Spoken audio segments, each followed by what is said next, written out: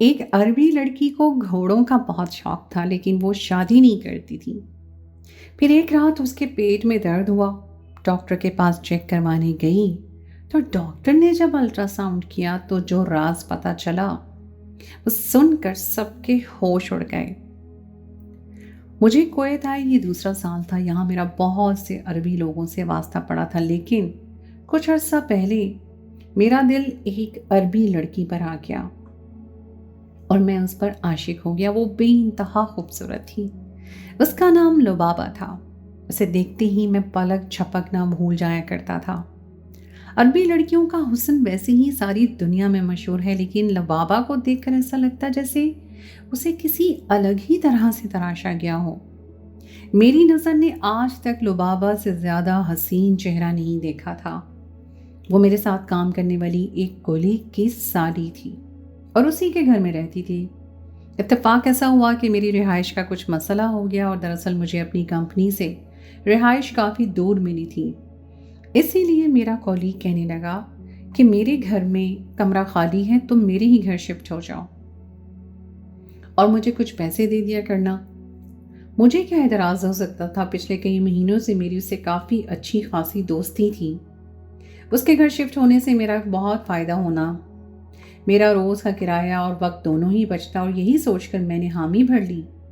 اور جب پہلی بار میں اس کے گھر گیا تبھی لبابہ سے پہلی دفعہ ملا۔ اسے شاید علم نہیں تھا کہ میں ڈرائنگ روم میں بیٹھا ہوا ہوں، اور وہ تیزی سے داخل ہوئی اور جیسے ہی اس کی نظر مجھ پر پڑی اس کے چہرے کے تاثرات بدل گئے اور وہ حیرانگی سے مجھے گھبرا کر دیکھنے لگی اور باہر چلی گئی۔ میں بس اسے دیکھ کے سرد آہ بھر کر رہ گیا تھا اور پہلی ہی نظر میں وہ میرا دل اپنے ساتھ لے گئی تھی۔ میرے دوست نے مجھے اپنا گھر دکھایا، اس کا گھر بہت بڑا تھا اور پھر وہ مجھے میرے کمرے میں لے گیا۔ جو کمرہ اس نے مجھے دیا تھا وہ اس کے گھر سے تھوڑا الگ تھا اور کافی بڑا بھی تھا۔ وہ کہنے لگا کہ یہاں تمہیں کوئی پریشانی نہیں ہوگی۔ میرا کولیگ ایک امیر شخص تھا، وہ دراصل کویت سے ہی تعلق رکھتا تھا، اس لیے اس کا ذاتی گھر بھی بہت بڑا تھا اور کسی چیز کی کوئی کمی نہیں تھی، یہاں تک کہ گھر کے پچھلے حصے میں ایک بہت ہی بڑا استبل تھا جس میں اعلیٰ نسل کے عربی گھوڑے موجود تھے۔ میرے کولیگ ابو راشد نے مجھے بتایا کہ اسے گھوڑوں کا شوق ہے، لیکن اس سے بھی زیادہ اس کی بیوی اور سالی کو گھوڑوں سے لگاؤ ہے، اس لیے اس نے خاص کر یہ استبل بنوایا ہے۔ اس کے ساس سسر کے انتقال کے بعد سے اس کی سالی لبابہ اسی کے ساتھ رہ رہی تھی۔ یہ جائیداد بھی ابو راشد کے ساس سسر کی ہی تھی۔ وہ تو میرے ساتھ نوکری کرتا تھا، مگر سسرال کی جائیداد سے اسے یہ بنگلہ اور اتنا پیسہ ملا تھا کہ اسے نوکری کی ضرورت بھی نہیں رہی تھی، مگر محض وقت گزاری کے لیے وہ نوکری کر رہا تھا۔ میں نے خوشی خوشی ابو راشد کے گھر میں رہنا شروع کر دیا اور پھر بھی میں اس کے گھر کا ایک فرد بن گیا۔ ابو راشد کی بیوی بہت اچھی تھی، میرے کھانے پینے کا خاص خیال رکھنے لگی۔ اس نے ملازموں کو سختی سے میرا خیال رکھنے کی ہدایت کی تھی۔ مجھے وقت پر میرے کمرے میں کھانا مل جاتا اور گھر میں بھی کسی چیز کی کوئی تکلیف نہیں تھی۔ البتہ میرا دل تھا جو لبابہ کے پیچھے دیوانہ ہونے لگا تھا۔ میں اس کی ایک جھلک دیکھنے کو ترستا تھا۔ میں جب تھکا ہارا دفتر سے گھر آتا اور مجھے اس کا دیدار نصیب ہوتا تو میں خوشی سے جھوم جاتا، لیکن میں اس کے ساتھ تنہائی میں بہت سارا وقت گزارنا چاہتا تھا اور اسے مزید جاننے کی خواہش رکھتا تھا۔ کہیں نہ کہیں میرے دل میں یہ خواہش سر اٹھانے لگی تھی کہ اگر میری زندگی میں کوئی لڑکی شامل ہوگی تو وہ لبابہ ہی ہوگی۔ مگر 2 مہینے اسی گھر میں ایک چھت کے نیچے رہنے کے باوجود بھی مجھے ایسا کوئی موقع نہ ملا کہ جب میں تنہائی میں لبابہ سے کوئی بات کر پاتا، اپنے دل کا خیال بیان کرتا۔ وہ نہ جانے سارا وقت کہاں رہتی تھی، مجھے تو بس اس کی 1-2 جھلک ہی نظر آیا کرتی تھی اور مجھے دیکھ کر وہ ایسے کنارہ اختیار کرتی جیسے میں اسے کھا جاؤں گا۔ پھر شاید اسے میرا یہاں رہنا پسند نہیں تھا۔ ہم دونوں کے درمیان ابھی تک کھل کر کوئی بات نہیں ہوئی تھی، بس رسماً سلام دعا جیسے ہمارا رشتہ تھا، مگر اس میں بھی لبابہ کی نظروں میں مجھے چبھن سی محسوس ہوتی تھی۔ اور پھر مجھے اس سے ایک رات تنہائی میں بات کرنے کا موقع میسر آ گیا۔ میں اس موقع کو ضائع نہیں کرنا چاہتا تھا۔ دراصل ایک رات میں اپنے کمرے میں کھڑکی پہ کھڑا تھا، میں نے دیکھا لبابہ استبل کی طرف جا رہی ہے۔ مجھے یقین تھا کہ میرا دوست ابو راشد اور اس کی بیوی اس وقت تک سو چکے ہوں گے، کیونکہ رات کے 2 بج رہے تھے۔ اس لیے بنا سوچے سمجھے میں اپنے کمرے سے نکلا اور لبابہ کے پیچھے استبل کی طرف چلا گیا۔ وہ استبل میں کہیں غائب ہو چکی تھی۔ یہاں زیادہ روشنی بھی نہیں تھی، اس لیے مجھے لبابہ تو نظر نہ آئی، مگر استبل کے قریب جانے پر وہاں سے آنے والی عجیب و غریب آوازوں نے میرے قدم روک لیے اور میں خاموشی سے ان آوازوں کو سننے لگا۔ وہ لبابہ کی آہیں تھیں جو رات کے سناٹے میں گونج رہی تھیں۔ اس کی آوازوں میں عجیب سے جذبات محسوس ہو رہے تھے۔ ایسا لگ رہا تھا کہ جیسے وہ تڑپ رہی ہو۔ پھر مجھے لگا کہ میں ایک قدم بھی آگے نہیں بڑھا پاؤں گا۔ رات کے اندھیرے میں وہ یہاں گھوڑوں کے ساتھ آخر کیا کر رہی تھی؟ اس کی آوازوں نے میرے اندر ایک کشمکش سی پیدا کر دی تھی۔ اس سے پہلے کہ میں مزید کچھ سمجھ پاتا، میں نے دیکھا کہ لبابہ گھوڑے پر سوار استبل سے نکلی۔ میں نے فوراً ہی سائیڈ میں چھپ گیا۔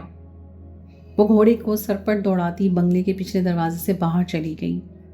حیرت کی بات تھی کہ وہاں موجود چوکیدار نے پہلے ہی دروازہ کھول کے رکھا ہوا تھا، اور اس کے بعد مجھے لبابہ نظر نہ آئی۔ وہ پیچھے دھول اڑاتی چلی گئی۔ کچھ دیر پہلے تک آنے والی آوازوں اور پھر رات کی اس پہر لبابہ کا گھر سے نکل کر یوں چلے جانا مجھے کچھ عجیب سا لگا۔ میں آہستہ آہستہ قدم اٹھاتا چوکیدار کے پاس گیا اور اسے پوچھا کہ مالکن کہاں گئی ہیں؟ اس نے کندھے اچکا دی اور کہنے لگا، مجھے نہیں معلوم، مالکن ہر دوسری رات اسی طرح باہر جاتی ہیں، اس لیے میں فوراً ہی دروازہ کھول دیتا ہوں۔ یہ کہہ کر وہ اپنے کام پر لگ گیا اور میں دل میں پھر لبابہ سے بات کرنے کی حسرت لیے واپس اپنے کمرے میں چلا آیا۔ لیکن نیند میری آنکھوں سے کوسوں دور تھی۔ میں سوچ رہا تھا کہ لبابہ اتنی رات کو کہاں گئی ہوگی، اور پھر یہ سوچ کر کھڑکی پر ہی کھڑا ہو گیا کہ اس کی واپسی پر میں اس سے بات کروں گا۔ مجھے کھڑکی پر کھڑے کھڑے گھنٹہ گزر گیا تھا۔ میں تھک گیا تھا کیونکہ صبح میں دفتر بھی گیا تھا، مگر پھر بھی لبابہ کی محبت نے مجھے کھڑا ہونے پہ مجبور کیا تھا، اور کہیں نہ کہیں اب مجھے لبابہ کے حوالے سے تجسس بھی ہونے لگا تھا۔ پورے 2 گھنٹے بعد لبابہ لوٹ کر واپس آئی۔ میں جلدی سے اپنے کمرے سے نکلا اور استبل کے قریب پہنچا تو میں نے دیکھا کہ لبابہ کی حالت کافی عجیب و غریب تھی۔ اس کا لباس بھی گندا ہو رہا تھا اور بال بھی جڑے ہوئے تھے۔ وہ بڑی مشکل سے لنگڑاتے ہوئے دھیرے دھیرے چل رہی تھی، جیسے اسے کوئی تکلیف ہو۔ اس کی حالت دیکھ کر میں ایک دفعہ پھر اندھیرے میں چھپ گیا، کیونکہ اس کی حالت مجھے کچھ عجیب سی لگی تھی، اور ایسے موقع میں سوال جواب کرنا بھی کچھ مناسب نہیں لگا۔ اگلی صبح ناشتے کی ٹیبل پر میں ابو راشد کے ساتھ بیٹھا اس کی بیوی اور ملازموں کے ساتھ مل کر ناشتہ کر رہا تھا۔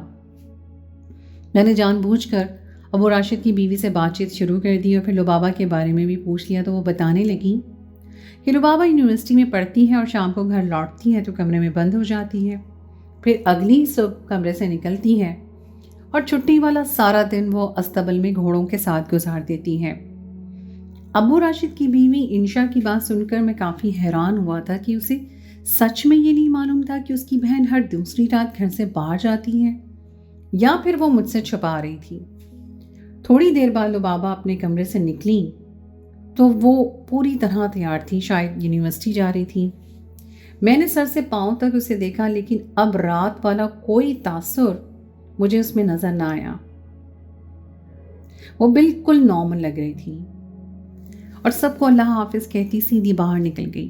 پر میں سوچ میں پڑ گیا کہ رات کو یہ لڑکی استبل میں کیا کر رہی تھی، آدھی رات کو یہ گھوڑے کے ساتھ کہاں گئی تھی اور کیا کر کے لوٹی تھی جو اس کا حال اتنا عجیب و غریب تھا۔ اس سے بھی عجیب بات تھی کہ گھر والے اس بات سے بالکل بے خبر تھے۔ اگر مجھے لبابہ سے محبت نہ ہوتی تو شاید میں اس معاملے میں اتنی سنجیدگی سے نہ سوچتا، لیکن سچ تو یہ تھا کہ اب لبابہ ہی میرے لیے سب سے زیادہ اہم ہو چکی تھی، اور میں جاننا چاہتا تھا کہ اس کی زندگی میں کیا چل رہا ہے۔ جو کچھ میرے دماغ میں آ رہا تھا وہ اس قدر برا خیال تھا کہ میں اسے دوبارہ سوچنا بھی نہیں چاہتا تھا۔ لبابہ کے جانے کے بعد میں اور ابو راشد کام کے لیے گھر سے نکلے تو ابو راشد کہنے لگا، میری سالی تھوڑی نفسیاتی ہے، الٹی سیدھی حرکتیں کرتی ہیں، مجھے تو لگتا ہے اسے کسی دماغی ڈاکٹر کو دکھانا چاہیے۔ ابو راشد کی بات سن کر میں چونک گیا تو وہ کہنے لگا کہ میں اپنی بیوی کے سامنے یہ بات نہیں کہتا، لیکن لبابہ کبھی کبھی میرے ساتھ بہت عجیب سا برتاؤ کرتی ہے۔ اسے انسانوں سے زیادہ جانوروں سے لگاؤ ہے۔ میں نے کئی دفعہ اس کی شادی کا ذکر چھیڑا ہے، لیکن ہر دفعہ وہ یہ کہہ کر انکار کر دیتی ہے کہ وہ کسی انسان سے شادی نہیں کرنا چاہتی۔ اب تم ہی بتاؤ کہ اس بات کی کیا تک بنتی ہے؟ ابو راشد کی بات سن کر رات والا منظر میرے ذہن میں گھوم گیا اور میں سوچنے لگا کہ کیا واقعی جو میں سوچ رہا ہوں وہ ٹھیک ہے؟ کیا واقعی لبابہ انسان کے بجائے کسی گھوڑے کے ساتھ؟ میں نے خود ہی اپنے خیال کی نفی کی۔ وہ ایک پڑھی لکھی لڑکی تھی، یونیورسٹی جاتی تھی، پھر وہ ایسا کیسے سوچ سکتی تھی؟ یہ کسی بھی طرح مجھے ممکن نہیں لگ رہا تھا۔ میں نے سوچا کہ ابو راشد کو رات والی بات کے بارے میں بتاؤں، لیکن پھر میں خاموش ہو گیا، کیونکہ میں کچھ دن خود دیکھنا چاہتا تھا کہ لبابہ رات کو کب استبل میں جاتی ہے اور پھر کیا کرتی ہے۔ صرف ایک رات کی بات پر میں لبابہ کے کردار کے حوالے سے کوئی بات نہیں کرنا چاہتا تھا، جس کی وجہ سے اسے کوئی مسئلہ پیش آتا۔ ساری رات دفتر میں یہ سوچتا رہا کہ نہ جانے لبابہ رات کو کہاں گئی تھی۔ شام کو میں گھر لوٹا تو میری امی کا فون تھا۔ وہ کہنے لگی، ہاں شام، اب ہم تمہاری شادی کرنا چاہتے ہیں، سب کچھ سیٹل ہو گیا ہے، بس تمہاری شادی باقی رہ گئی ہے۔ اور میں نے جب دبے لفظوں میں اماں کو بتایا کہ مجھے ایک عربی لڑکی پسند آ گئی ہے تو وہ میری بات سنتے ہی میری ماں نے صاف انکار کر دیا۔ کہنے لگی، عربی لڑکی سے شادی کرنے کی کیا ضرورت ہے؟ میں یہاں پاکستان میں تمہارے لیے ایک سے بڑھ کر ایک لڑکی تلاش کر رہی ہوں، تم واپس آؤ گے تو انہی میں سے کسی ایک کو پسند کر لینا۔ عربی لڑکیوں کے طور طریقے عجیب ہوتے ہیں، ان کے رنگ ڈھنگ بھی کچھ ٹھیک نہیں ہوتے، اسی لیے کسی عربی لڑکی سے شادی کا خیال دل سے نکال دو۔ اور یہ کہہ کر اماں نے غصے سے فون بند کر دیا اور میں ہکا پکا رہ گیا۔ میں پہلے ہی مرحلے میں ناکام ہو گیا تھا، ابھی تو لبابہ کے حوالے سے کتنی باتیں مجھے جاننا باقی تھیں، اور اماں نے پہلے ہی اس کے کردار کو لے کر ایسی بات کر دی تھی کہ میں خود پریشان ہو گیا تھا۔ میرا دل پوری طرح سے میرے بس سے باہر ہو چکا تھا، اور لبابہ کی ایک جھلک دیکھنے کے لیے میں گھنٹوں اس کا انتظار کر سکتا تھا، اور پھر اسے چھوڑنے کا تو سوال ہی پیدا نہیں ہوتا تھا۔ البتہ اس کے کردار کو جاننا اور پرکھنا میرے لیے ضروری تھا، کیونکہ یہ زندگی بھر کا سوال تھا۔ اور پھر ایک مشکل یہ بھی تھی کہ لبابہ انسانوں سے شادی کرنا ہی نہیں چاہتی تھی۔ اگر وہ میرے معیار پر پوری اترتی تو پھر مجھے اسے راضی کرنے کے لیے ہر ممکن کوشش کرنی ہوتی، اور پھر اس کے بعد کہیں جا کر میں اپنی ماں کو مناتا۔ یہ ایک بہت لمبا سلسلہ تھا جس میں مجھے پہلا قدم بڑھانا تھا۔ اس کے لیے مجھے پہلے لبابہ کا وہ راز معلوم کرنا تھا جو گھوڑوں کے ساتھ جڑا ہوا تھا، اور پھر میں نے ہر رات کھڑکی پہ کھڑے ہو کر گزارنی شروع کر دی۔ 2 راتیں گزری تھیں کہ دوسری رات لبابہ پھر سے مجھے استبل کی طرف جاتی ہوئی دکھائی دی۔ میں اس کے پیچھے چل پڑا، اور پھر ابھی استبل کے دروازے پہ پہنچا ہی تھا کہ مجھے پھر سے لبابہ کی آہیں سنائی دینے لگی۔ ایسا لگ رہا تھا جیسے وہ جذبات کی انتہاؤں پر ہے۔ میرا دل بیٹھنے لگا۔ میں ایک ایسی لڑکی سے محبت کر بیٹھا تھا جو شاید کسی اور ہی راستے کی مسافر تھی، لیکن اگر ایسا کچھ تھا تو بھی میں اتنا حوصلہ رکھتا تھا کہ لبابہ کو اپنا سکوں اور اپنی محبت سے اس کا دل جیت سکوں۔ میں دروازے پہ کھڑا ہو کر کوشش کرنے لگا دیکھنے کی کہ لبابہ کس طرف ہے، اور پھر مجھے وہ گھوڑے کی ٹانگوں کے پاس بیٹھی ہوئی نظر آئی۔ اندھیرے کی وجہ سے منظر تو صاف نہیں تھا، لیکن میں دیکھ سکتا تھا کہ وہ گھوڑے کی ٹانگیں پکڑے جذبات سے چور سسک رہی تھی۔ میں اپنی جگہ پہ فریز ہو گیا تھا۔ لبابہ کچھ دیر ایسی ہی بیٹھی رہی، اور پھر اٹھ کر اس نے گھوڑے کی گردن پر بے تابی سے پیار کیا تھا، اور پھر وہ گھوڑے کے پشت پر سوار ہو کر گھوڑا دوڑاتی ہوئی نکل گئی تھی۔ میں ایک دفعہ پھر خالی ہاتھ رہ گیا تھا، لیکن اس بار میں پورا سچ جاننا چاہتا تھا۔ میں نے پہلے ہی اپنی گاڑی پچھلے دروازے کی طرف کھڑی کی ہوئی تھی، اسی لیے میں تیزی سے وہاں سے نکلا اور اپنی گاڑی پر بیٹھ گیا۔ گھوڑا ہر گزرتے پل کے ساتھ میری آنکھوں سے اوجھل ہو رہا تھا، لیکن میں نے گاڑی سٹارٹ کی اور پوری سپیڈ میں گھوڑے کے پیچھے چل پڑا۔ گھوڑا دوڑتے دوڑتے ایک ویران علاقے میں پہنچ گیا تھا، سوائے جہاں کھنڈرات کے اور کچھ نہیں تھا۔ شاید کوئی عمارت ٹوٹ کر کھنڈر ہو گئی تھی۔ لبابہ کا اتنا رات کے یہاں کیا کام تھا؟ وہ ابھی میں یہ سوچ ہی رہا تھا کہ اس نے کھنڈر کے بیچ اپنے گھوڑے کو روکا اور اسے اتر کر گھوڑے کے قدموں میں ہی بیٹھ گئی۔ اس کے بعد اس ویرانے میں اس کی آہیں گونجنے لگیں और मैं जो कुछ पहले ही गाड़ी में रोक चुका था सोच रहा था कि मुझे लुबाबा के पास जाना चाहिए। मैंने देखा कि उसका घोड़ा बेताबी से उसे चूम रहा था, लेकिन लुबाबा खुद पर काबू खो चुकी थी। वो मिट्टी में बुरी तरह पाँव मार रही थी, जिससे उसका लिबास गर्द आलूद हो रहा था। घोड़े के प्यार करने से उसके बाल खराब हो रहे थे, मगर वो अपने होश और हवास खो चुकी थी। उसकी ऐसी हालत देख के मैं दौड़ता हुआ उसके पास पहुंचा और उसे संभालने की कोशिश की। मुझे देखकर पहले तो वो हक्का बक्का रह गई और फिर धक्के मारने लगी। बड़ी मुश्किल से मैंने उसे संभाला और फिर गाड़ी से पानी निकाल कर उसे पिलाया तो वो ज़ोर ज़ोर से रोने लगी। मुझे ना ही उसके रोने की वजह समझ आई थी और ना ही पता चला कि वो यहाँ क्यों आई थी। अलबत्ता वो कहने लगी कि उसके पेट में शदीद दर्द हो रहा है। वो पेट के दर्द से तड़पने लगी तो मैंने उसे गाड़ी में डाला और सीधा अस्पताल पहुँच गया।